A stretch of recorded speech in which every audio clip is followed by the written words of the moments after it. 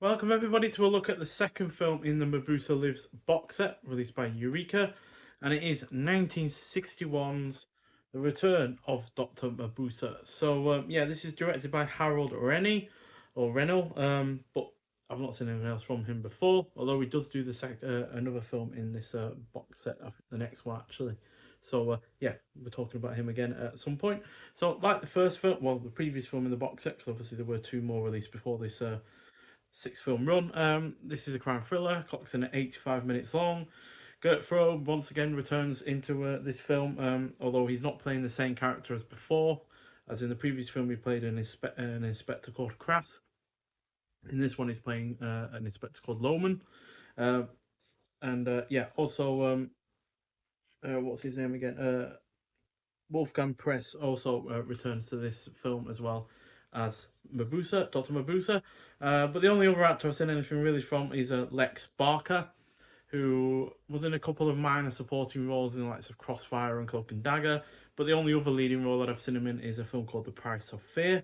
So the supposedly dead and buried Mabuse returns to his criminal activities as his longtime foe, Police Inspector Loman, a dauntless girl reporter, and an American who may be an FBI agent or maybe a Chicago mobster, investigate a series of gruesome murders connected to a maximum security prison and involving a minister who has written a book called The Anatomy of the Devil. So this is as good as its predecessor, quite frankly, due to it expanding on certain areas such as better kills and more production value, while keeping the engaging mystery element and Gert Frobe, who, like I said, returns as a different character. But he's still the lead investigator, and yeah, he's quite frankly just as great as before. It is also well paced, the film as a whole is engrossing, the supporting cast is good, and although the reveal of who Dr. Mabuse is perhaps isn't the most surprising, the build up to that reveal nonetheless is highly enjoyable. But yeah, it's fairly obvious who Dr. Mabuse is just in terms of how certain scene is set up and concludes. Yeah, that's my only major flaw with this in comparison to the previous one, where it was a little bit less obvious who Dr. Mabuse was going to be.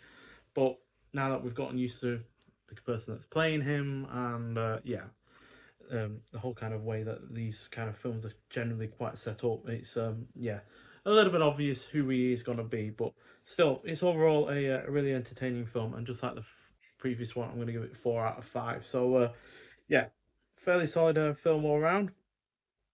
And this shares the disc with the next film that we'll be looking at, The Invisible Dr. Mabuse. We've already gone through the extras on this disc though, so we won't talk about it again, but there is an interview with actor Wolfgang Press, who would obviously play Dr. Mabuse on this disc, or in this set. And yeah, I'm sure that would be really interesting. That's from 2002. Um, yeah, I'm sure that would be interesting, especially given he is the one actor through all of these six films that does continually reappear, whereas Gert Frobe, I think, is only in one more of these. Yeah, which is a little bit of a shame because he's been a really rather entertaining actor to see more from. Like I said in my previous video, talking about the first film, he's an actor that I've only ever seen in Goldfinger before. It's probably his most well-known role in terms of English speaking roles. So yeah, it's been a big gap in my film watching time, I guess you could say, in terms of his career, that I've only ever seen him in Goldfinger. So it's been really enjoyable to see him in more than just that film. And yeah, he's been really impressive in these two that I've seen so far. And hopefully he will be in the third film as well that he's in this box set. But yeah, nonetheless, thank you for watching. If you have seen this film before, I'd like to hear your thoughts on it. But thank you for watching, and I'll see you in the next one. Bye.